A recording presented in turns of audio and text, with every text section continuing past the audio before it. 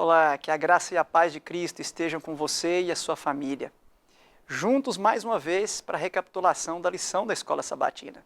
Hoje vamos recapitular juntos o tema 11, ansiando por mais. Todos ansiamos por mais.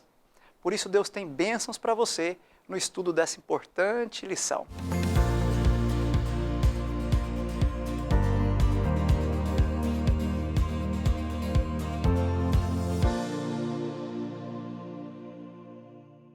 Que bênção estarmos juntos mais uma vez para a recapitulação do estudo da lição da Escola Sabatina.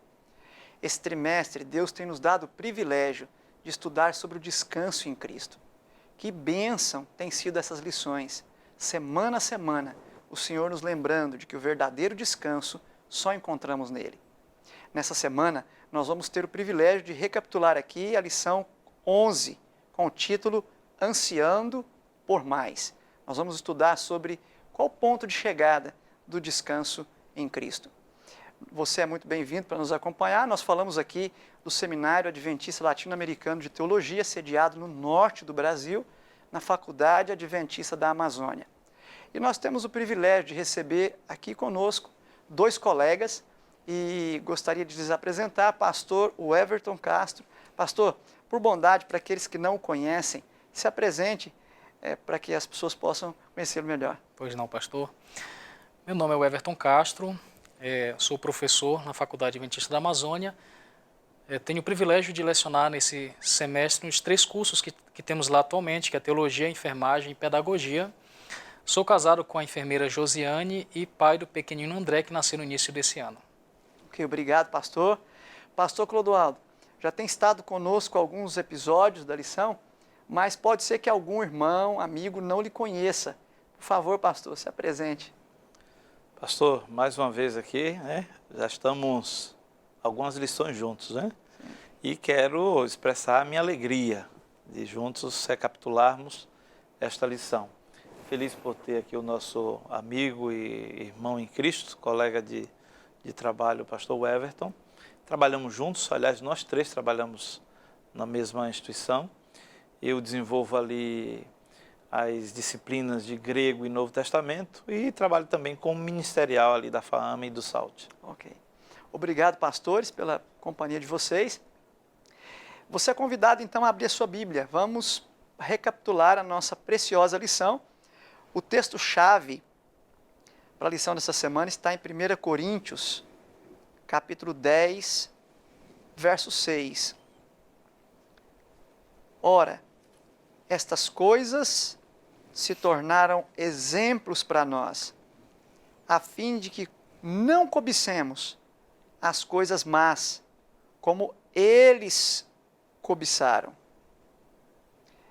Pastores, que texto profundo esse, Para ser melhor entendido, ele precisa ser estudado ali à luz do contexto de 1 Coríntios 10, onde o apóstolo Paulo vai recapitular ali elementos e fatos relacionados à saída do povo de Deus do Egito. Como Deus cuidou deles, quais foram as reações que esse povo teve às ações de Deus e qual o aprendizado que isso fica para nós. Por isso, pastor Clodoaldo, quando a lição começa aqui, batizado em Moisés, nos parece que a lição dessa semana vai tratar de vários elementos, vários fatos que ocorreram na história do povo de Deus, que servem para o que nós chamamos de tipo profético para o nosso descanso final em Cristo. Mas, pastor, quando Paulo retoma aqui, então, a saída do povo ali e fala de batizado em Moisés, o que Paulo quer dizer com isso e o que isso tem a ver com o descanso em Cristo? Pastor, veja bem, não conhecer o passado condena o presente e o futuro. E quando Paulo ele começa a elencar alguns pontos centrais do êxodo, da saída do povo de Deus no Egito, ele está destacando que há uma ligação entre realidades terrestres com realidades celestiais, com a realidade celestial. Quando se trabalha com a tipologia bíblica, geralmente a tipologia é apenas um modelo, então algo superior, o significado maior para aquilo que se está usando como tipologia. Então, quando Paulo fala no batismo em Moisés, aí no capítulo 10 de Coríntios, ele está dando a ênfase do batismo individual de cada pessoa, do reencontro do indivíduo com Deus, como também com um compromisso que essa pessoa deve ter com Deus, uma vez que ela foi libertada através do batismo. Eu acho interessante a linguagem que Paulo utilizou, e eu queria destacar aqui, quando ele diz assim, que os nossos pais estiveram todos sob a nuvem e todos passaram pelo mar. Todos em Moisés foram batizados, tanto na nuvem como no mar. Do ponto de vista da natureza ou da própria física, a nuvem é água. A nuvem não é nada mais do que H2O. Então o povo passa pelo Mar Vermelho e a nuvem que o cobria, que o Evangelho vai chamar de água da vida, também era água. Nesse sentido é que eles foram batizados. Então Paulo pega um evento histórico para apresentar para o povo de Deus, para os cristãos, para mim e para você, uma realidade superior, uma realidade maior, e nos conectar com a historicidade do povo de Israel. Interessante. Muito interessante isso, porque essa mesma forma de aplicar os atos de Deus para nossa compreensão, para compreendermos a necessidade do descanso, e que o descanso só é encontrado em Cristo, ela aparece tanto no Antigo Testamento quanto no Novo, né? No Antigo Testamento, o termo tabnite, usado ali em Êxodo 25, e em outros textos, e no Novo Testamento o termo typos, né? Que é o seu correspondente. Então, parece que nós vemos que Deus mostra ao longo de toda a jornada do povo de Deus que tudo o que ele estava fazendo em favor do povo de Israel era a mostra do que ele podia e queria fazer por todos os seus filhos ao longo da história, né? É muito... O que Deus quer apresentar, pastor, é que há um propósito especial para o povo de Deus, o novo Israel. O Israel de Deus atual. Ele pega um exemplo lá e nos remete ao presente. É uma das melhores formas de se aprender as coisas é através de analogia, né? Então, Paulo usa algo análogo à nossa realidade para nos trazer lições especiais e mostrar que Deus tem um propósito de fidelidade para o seu povo nos dias atuais. Isso é bonito, né? A gente entender que não há da parte de Deus atos despropositais, né? Todo ato de Deus tem sempre um propósito, né? Pois não, pastor? Pastor, me recordei agora de um pensamento que eu gosto muito, que fala que o tolo nunca aprende com seus erros. O inteligente aprende com seus erros, mas o sábio aprende com os erros dos outros, né? Então, toda a história do Antigo Testamento, na verdade, nós podemos aprender por contraste até com os erros que eles cometeram, né? Porque, de forma análoga também, a igreja cristã é o Israel moderno espiritual, né? Cristo, quando subiu no Monte das Oliveiras, ali estava acontecendo o novo Moisés, né? Em vez das 12 tribos, tivemos 12 apóstolos, né? E o povo de Israel, que marchava para a Canaã terrestre, hoje nós caminhamos para a Canaã celestial, né? Então, olhar a jornada desse povo no passado, nós podemos aprender muitas coisas importantes para a nossa jornada hoje no presente também. Sem dúvida. E a gente vai entendendo que não entender ou não aceitar esses propósitos de Deus nos priva do descanso que Ele tem para nós, né? E alguém pode questionar, pastor, ser batizado em Moisés. Mas nós não podemos esquecer que Moisés era o líder visível do povo.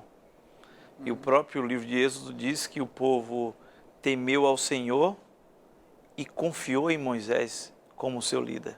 Está no texto bíblico. Então essa autoridade, a liderança de Moisés, o guia visível, é uma espécie de tipo de Cristo. Assim como Moisés liberta o povo do Egito, que é símbolo do que tem de profanação, de idolatria, de maldade, de corrupção humana, de iniquidade, Cristo também nos liberta Amém. de todo tipo de iniquidade. E Deuteronômio 18 já dizia que eu enviarei um outro profeta, Amém. semelhante a este, né? Então, um profeta semelhante a Moisés futuramente apareceria, e a gente sabe, pela interpretação bíblica, que esse profeta seria o próprio Cristo. O próprio Jesus Cristo. Perfeito, pastor. Muito importante esse adendo. Pastor Everton, além de toda essa tipologia, além de todas essas lições que Paulo tira da saída do povo do Egito, para nós, como o plano de Deus de nos tirar ali do pecado, nos fazer achar descanso na caminhada com Cristo, ainda que no deserto, nós temos um outro elemento aí na parte de segunda-feira, que também tem uma conotação tipológica muito forte com relação ao descanso, que é os rituais ali do santuário, os sacrifícios. Fala um pouquinho para nós sobre isso, pastor. Ali segundo Êxodo, final de Êxodo, Levítico, que Deus queria ilustrar com todo aquele ritual, com todos aqueles sacrifícios relacionados ao santuário. Ok, pastor. Difícil falar pouco sobre algo tão amplo, né, quanto Profundo. os sacrifícios, né? E pastor Carlos e pastor Clodoaldo, até lamento porque boa parte hoje do cristianismo ignora o Antigo Testamento, né? Alguns supervalorizam o Novo Testamento como se o Antigo Testamento não tivesse mais nenhum tipo de validade, né? Porém, o Antigo Testamento é a base sobre a qual o Novo foi construído, né? Inclusive a gente vai ver agora Paulo descrevendo várias tipologias a partir do Antigo Testamento, né? E os rituais que Deus instituiu no seu povo eram formas didáticas de Deus ensinar assuntos profundos que tinham a ver com a vida espiritual do povo, né? A lição, ela escolhe um texto que está em Levíticos capítulo 4, verso 32. Eu vou ler esse texto porque é bem interessante. Diz assim: quando alguém cometia um pecado no Antigo Testamento, o que é que essa pessoa fazia para ser perdoada? O texto diz: mas se pela sua oferta trouxer uma cordeira como oferta pelo pecado, fêmea sem defeito a trará. Porá a mão sobre a cabeça da oferta pelo pecado e a imolará por oferta pelo pecado no lugar onde se imola o holocausto. Então o sacerdote com o dedo tomará do sangue da oferta pelo pecado. Um detalhe interessante que alguns não percebem é que o ofertante, ao levar o animal inocente, o cutelo era colocado na mão do ofertante e ele tirava a vida daquele animal inocente. Era algo extremamente significativo. Eu tirando a vida do animal inocente que estava morrendo no lugar dos meus pecados. Essa é uma forma extremamente didática que Deus estava mostrando o que aconteceria lá na cruz, segundo o Evangelho de João, quando Cristo, o Cordeiro de Deus, viria para morrer no nosso lugar. Eu diria mais, pastor, mesmo no meio adventista, alguns interpretam errado a questão da anulação das leis cerimoniais, né? As leis foram abolidas, elas não servem mais para nada. Mas, na verdade, a cruz de Cristo transformou as leis cerimoniais em algo muito maior. Porque hoje, quando nós pecamos, nós ainda precisamos de um cordeiro, de um sacerdote e de um santuário. Mas não são mais realidades terrestres, né? Hoje, Cristo é o nosso cordeiro, ele é o nosso sacerdote e o santuário hoje está numa realidade celestial, né? Então, ou seja, toda essa simbologia do Antigo Testamento apontava para realidades celestiais que ainda são necessárias para a nossa vida hoje. E tudo isso, pastor, tentando nos fazer entender que o descanso só é encontrado no Cordeiro, né?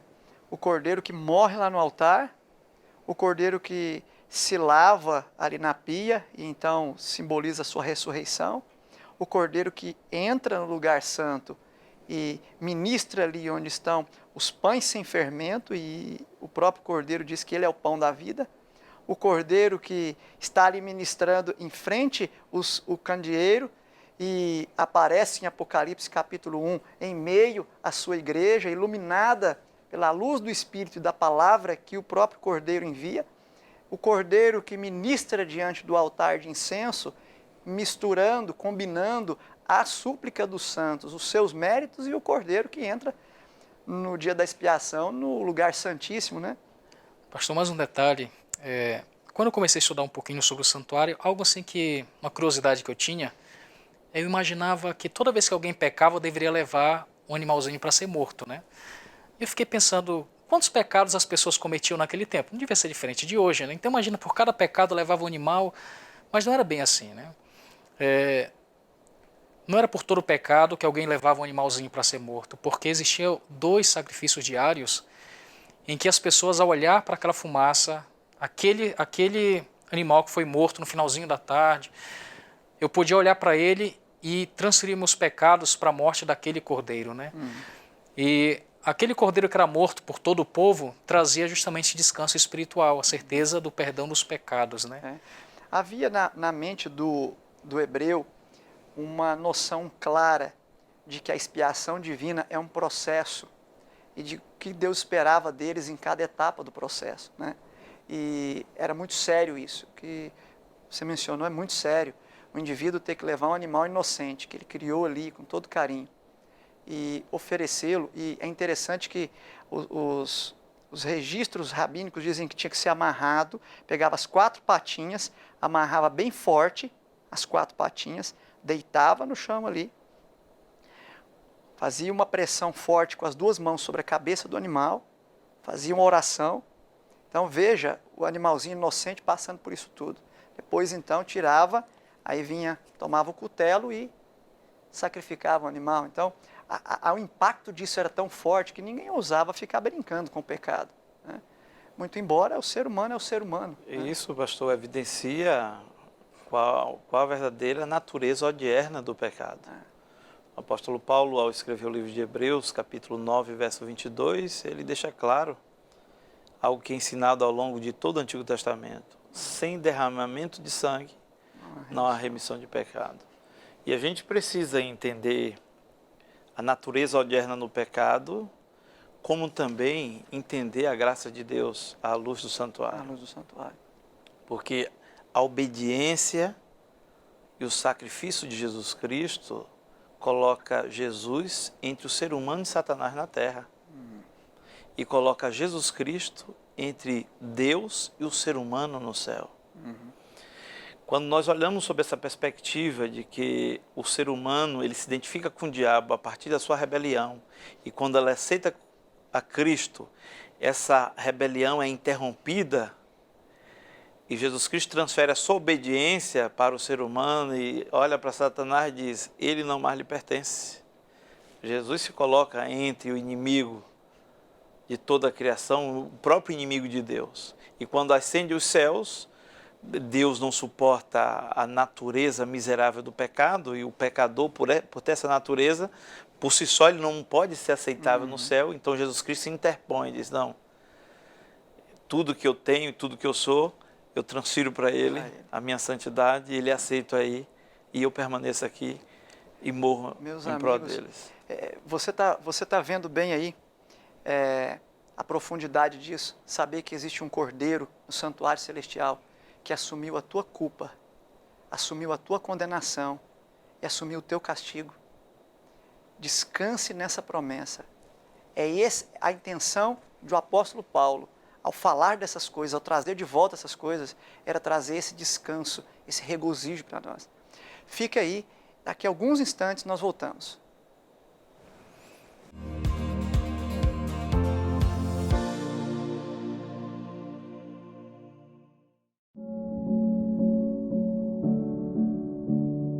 Sonhar, um hábito que cultivamos do início ao fim da vida.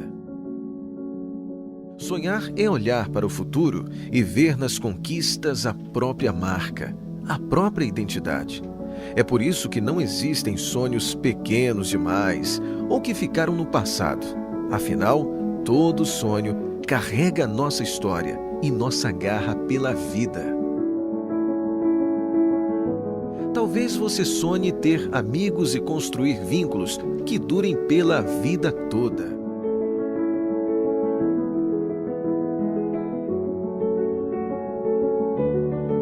Talvez você sonhe encantar pessoas e despertar sentimentos usando muito mais que as palavras. Talvez seu sonho seja obedecer um chamado e viver para cumprir uma missão que é só sua.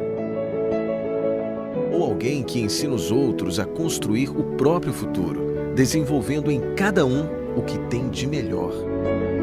Entre os sonhos mais nobres e singelos, pode ser que esteja o seu sonho, o de ver o seu filho brincar, crescer, sorrir e aprender mais a cada dia. E por que não sonhar com uma vida mais completa de vitalidade, força, leveza e saúde? Você pode até sonhar em mudar o mundo, uma prova por vez, até alcançar grandes realizações.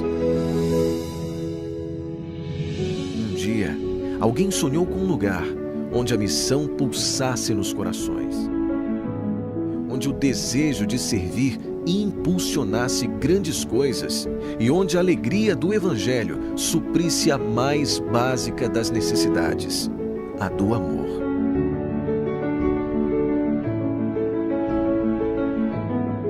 Dez anos depois, milhares de sonhos, como os seus, já se tornaram realidade.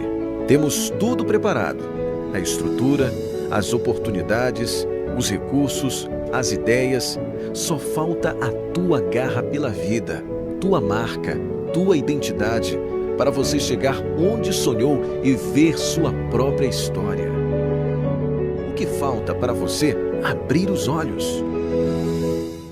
Fama, um lugar onde os sonhos são reais.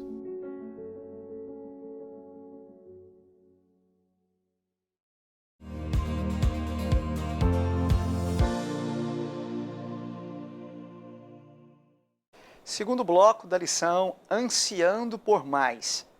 O final descanso, o verdadeiro descanso, o descanso final. Nós estávamos falando aqui do ritual ali, e, pastor Clodoaldo, nós já vimos Paulo utilizando a narrativa da saída ali do Egito para trazer elementos tipológicos e nos mostrar o descanso em Cristo. Depois nós vimos Paulo falando do ritual ali, retomando ali em Hebreus o ritual do sacrifício, e para nos falar também do descanso em Cristo. E agora chegamos aí na parte de terça, quarta e quinta-feira, que é um bloco que foi desdobrado em 3, que fala de Hebreus 4, sobre a questão do exemplo de descanso. Como entender, pastor, Hebreus 4, um texto muito usado para defender a ideia de que o descanso é Cristo, e se o descanso é Cristo, então outras formas de descanso que Deus estabeleceu para indicar o descanso nele, que elas teriam perdido a validade, como sábado e etc.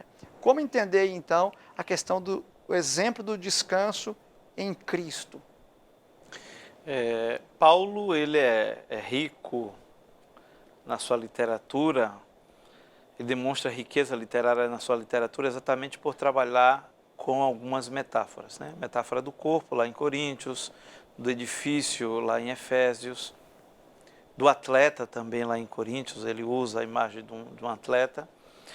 E Paulo, interessante, ao escrever o livro de Hebreus, apesar de que há uma discussão no meio teológico, se foi Paulo ou não, nós, adventistas do sétimo dia, acreditamos que Paulo escreveu essa carta aos Hebreus.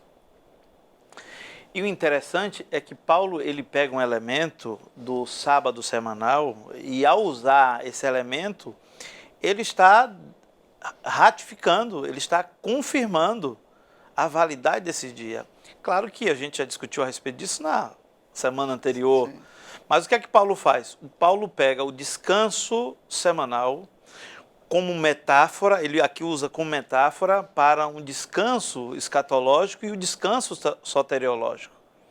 Então, assim como nós descansamos em Cristo, e o nosso físico, a nossa mente, a própria questões da correria da vida, e nós obtemos ao longo do sábado esse descanso, aí Paulo diz, não há esse descanso? Ainda há um outro descanso para todos vocês. E aí Paulo vai trabalhar numa perspectiva um pouco mais distante, que é vivenciada a partir da salvação. Uma vez que Deus nos salvou, nós já estamos vivendo os primeiros segundos da eternidade, mesmo que venhamos passar por um intercurso ali do sono da morte, alguma coisa assim parecida, né?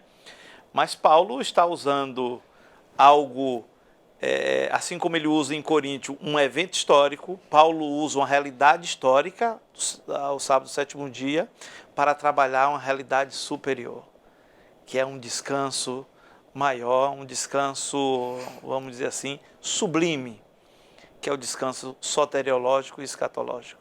Muito bom, muito bom. Pastor, o Everton, e quando a gente olha para o ritual do santuário e a gente pensa nisso, nesse desejo de Deus do descanso final, do descanso absoluto, descanso eterno ali, depois de tudo restaurado, como é que a gente vê isso lá nos rituais? Isso já podia ser visto nos rituais lá do Antigo Testamento, lá do santuário?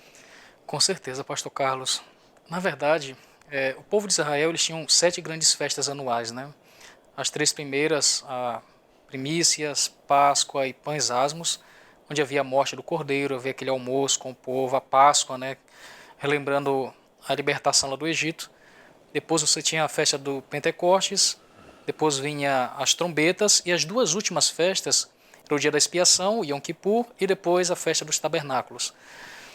O Yom Kippur, que era o dia da expiação, era o momento mais solene, que é onde havia a morte desse cordeiro que o senhor mencionou no bloco anterior, e o povo todo ficava muito contrito, porque era o momento de pedir perdão, de confissão. E no finalzinho do Yom Kippur havia um ritual muito interessante, que é quando o sacerdote ele fazia um movimento contrário. Nos outros dias, nas ofertas diárias, o sangue dos animais era levado para dentro do santuário. No Yom Kippur, o sacerdote trazia o sangue de dentro para fora.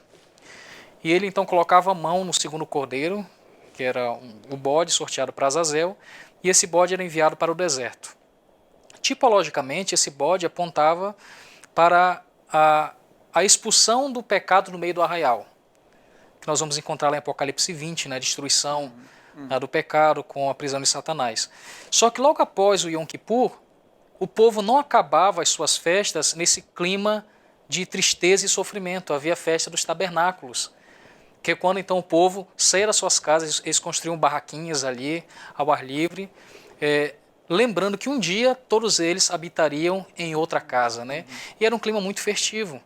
Então, ou seja, os rituais, embora a morte do cordeiro fosse muito importante, o objetivo final não era levar o povo somente a sofrer pelos pecados, mas era regozijar pelo perdão.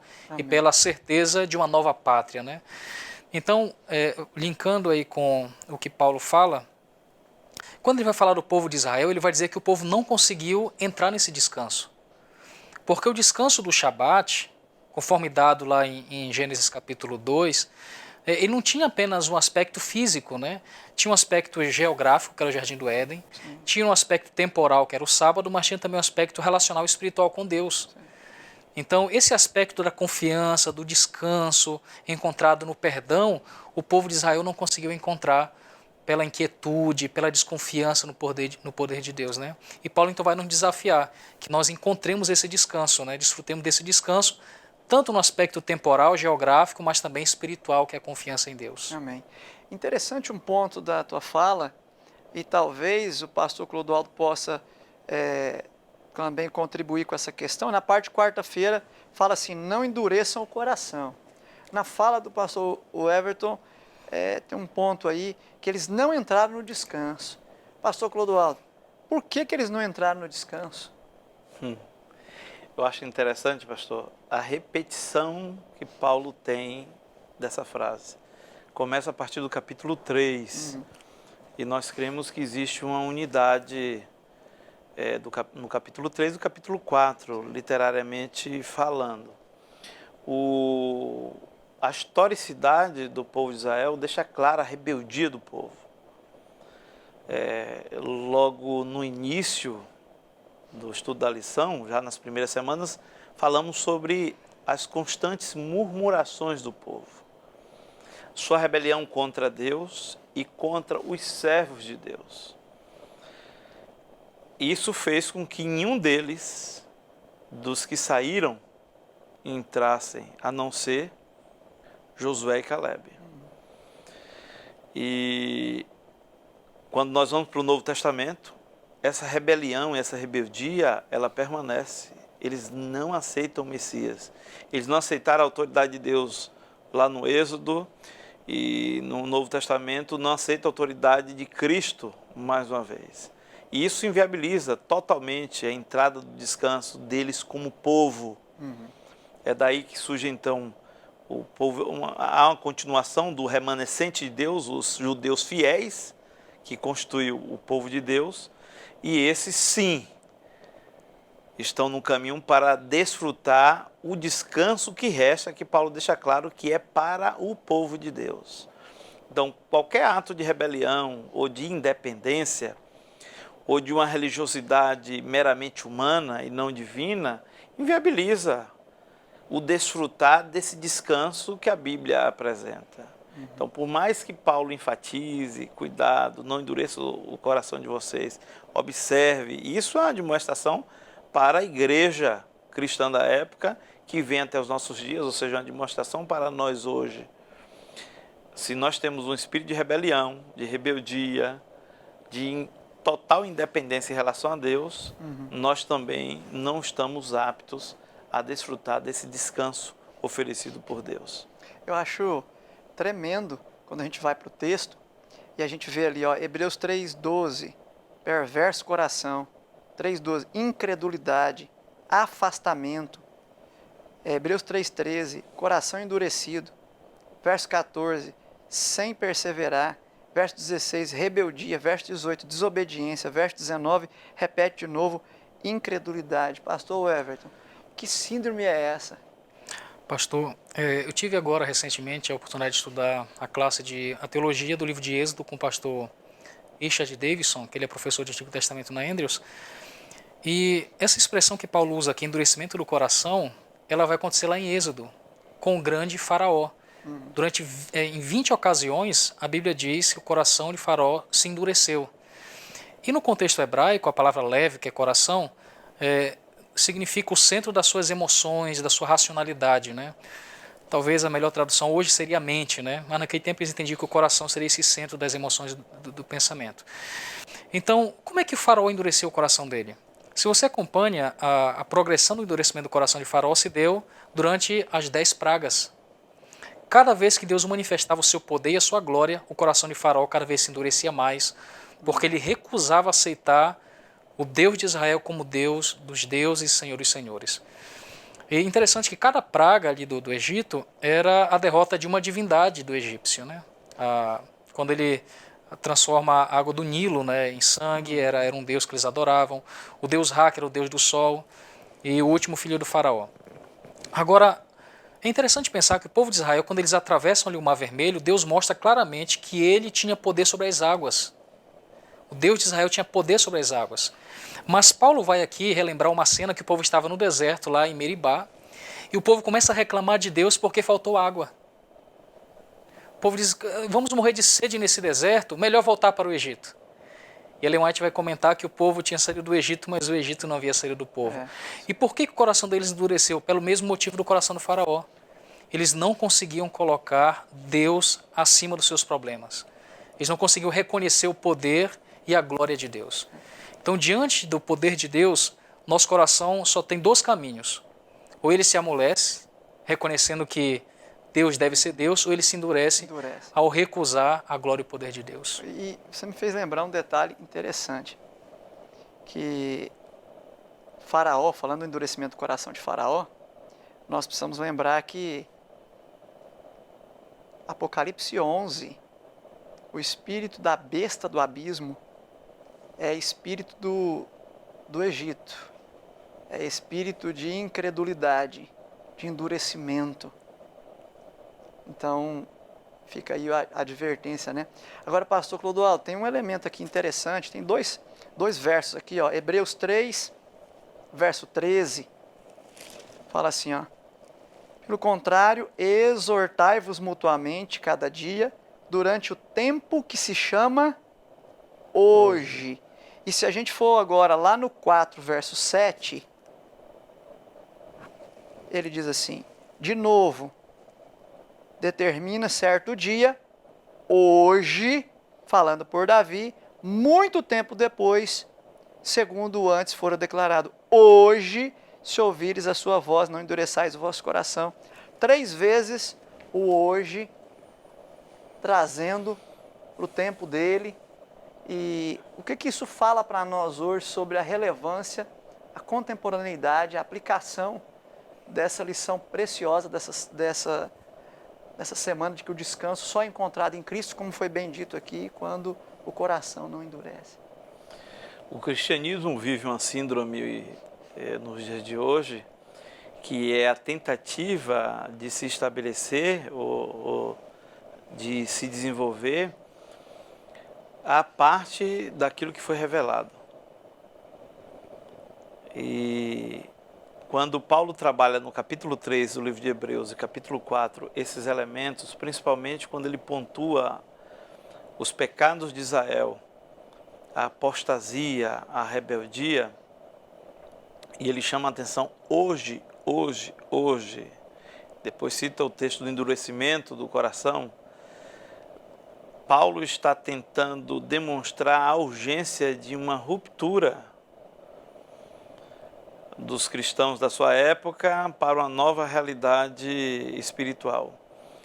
Esse hoje é evidência da emergência, da urgência que nós hoje precisamos também passar.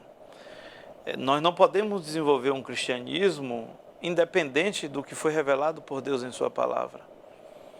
Porque senão nós vamos estar construindo uma nova espiritualidade, uma nova religiosidade, praticamente uma adoração destituída daquilo que foi revelado por Deus.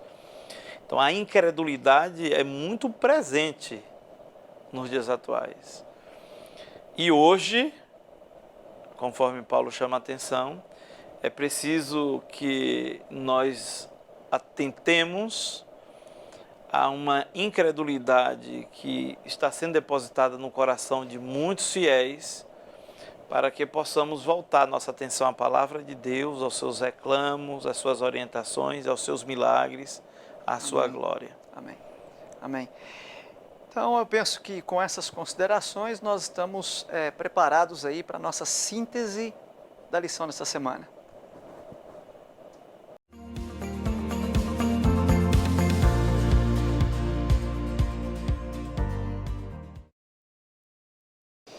Então, pastor Everton, qual seria a sua síntese da lição dessa semana e uma dica prática aí para os irmãos para entender isso tudo e encontrar ter a certeza desse descanso em Cristo? Ok, pastor. Quando você pensa nos destinatários para quem Paulo escreveu a carta de Hebreus, muitos estudiosos entendem que foi para o grupo de cristãos judeus que estavam voltando ao judaísmo e abandonando o cristianismo. E Paulo vai dizer, por favor, não endureça o coração de vocês, confiem em Deus, porque o povo de Israel no passado não confiou em Deus, isso os prejudicou. Então, confiem que Deus vai cuidar da sua igreja. Então eu diria que esse mesmo sermão de Paulo pregado naquele tempo é muito importante para nós hoje também, né? Todo cristão passa pelo seu deserto, passa pelos momentos de desânimo, e o que Deus está nos falando hoje através de Paulo é: confie em mim, confie a maneira como eu cuidei da igreja no passado, eu cuidarei da igreja hoje, cuidarei de você hoje também. Amém, amém. Preciosa lição, amém. Pastor Clodoaldo, a sua síntese e uma dica prática para os irmãos. É preciso voltar nossa atenção para aquilo que Deus fez na vida do seu povo, né? Olhar para os exemplos, para os tipos que nós temos no Antigo Testamento. A forma como Deus conduziu o seu povo no passado será a mesma que Ele conduzirá o seu povo no presente. Em algum dado momento, nós estaremos vivenciando dias difíceis, como se estivéssemos em um verdadeiro deserto. E assim como Israel do Antigo Testamento, o Israel étnico passou pelo deserto, o Israel espiritual de Deus, a igreja do Senhor nos dias atuais, passará também pelo seu deserto. Mas uma coisa precisa ser patenteada: a coluna de fogo à noite e a nuvem durante o dia que protegia o povo, ela não cessou, ela não deixou de existir. Deus, ele está conduzindo o seu povo, está conduzindo a mim e a você. E nesses momentos cruciais da história da humanidade, todos aqueles que não possuem espírito de rebelião ou de independência, que não carregam o Egito em seu coração, esses desfrutarão do verdadeiro descanso, ou melhor, de um descanso escatológico que está sendo preparado por Deus para cada um de nós. Amém, amém. Muito obrigado, pastores.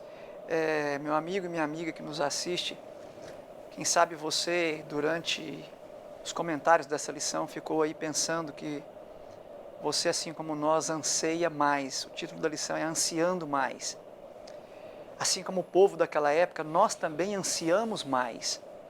Mas o que a lição tentou nos mostrar é que tudo o que aconteceu com eles é exemplo para nós, tem que ser exemplo para nós. Exemplo do que não fazer, do que não ser. Nós precisamos hoje confiar em Cristo. Confiar que Cristo tem um descanso maior. Se você anseia por mais, creia que Cristo também anseia por nos dar mais. Era sobre esse mais que Cristo anseia nos dar, que ele simbolizou nos tipos ali do Antigo Testamento. Quando Deus tirou os seus filhos do Egito, mão forte, braço estendido. Quando Deus os alimenta com maná no deserto. Quando Deus manda fazer o santuário para explicar todo o processo da expiação. Quando Deus os leva às bordas da terra prometida e os anima a entrarem e possuírem a nova terra pelo seu poder e para a sua glória. Em tudo isso, Deus estava deixando claro que Ele anseia por nos dar mais. Então, talvez você esteja numa fase difícil da tua vida, ansiando por mais, mas não tendo forças para continuar.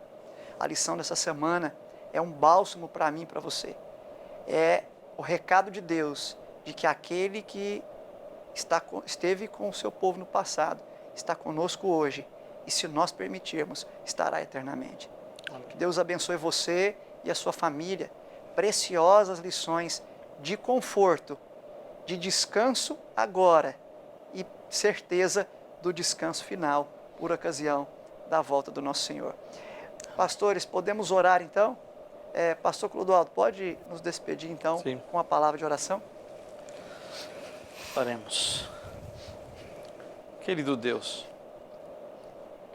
quão maravilhoso é saber, Pai querido, que o Cordeiro de Deus que tira o pecado do mundo, hoje ministra em favor dos seus filhos, do seu povo no santuário celestial. Amém. Quão maravilhoso saber, Senhor Deus, que mesmo sendo pecador, tem uma oportunidade, nós temos a oportunidade de sermos libertos em Cristo Jesus, redimidos pelo sangue do Senhor. Amém. Pai querido, que através do sacrifício de Jesus Cristo, nós possamos um dia adentrar o seu descanso. Amém. O descanso escatológico, o descanso sublime, viver eternamente diante da face do Senhor Deus. Amém. Se há alguém, Senhor Deus, que se sente com o coração destruído, distante de Ti, arruinado pelo pecado, que neste momento sinta a mão poderosa do Senhor, lhe acolhendo, lhe restabelecendo e mostrando que em Cristo Jesus nós desfrutaremos descanso. Amém. Amém. Nós te rogamos essas bênçãos, te agradecemos por Jesus. Amém. Amém. Amém. Obrigado, pastores, pela participação. Obrigado pela sua assistência aí. Fique conosco, esteja conosco na próxima semana. Estude o seu guia durante essa semana. E você é nosso convidado para a próxima lição. Que Deus lhe dê uma semana de paz e de bênçãos, em nome de Jesus.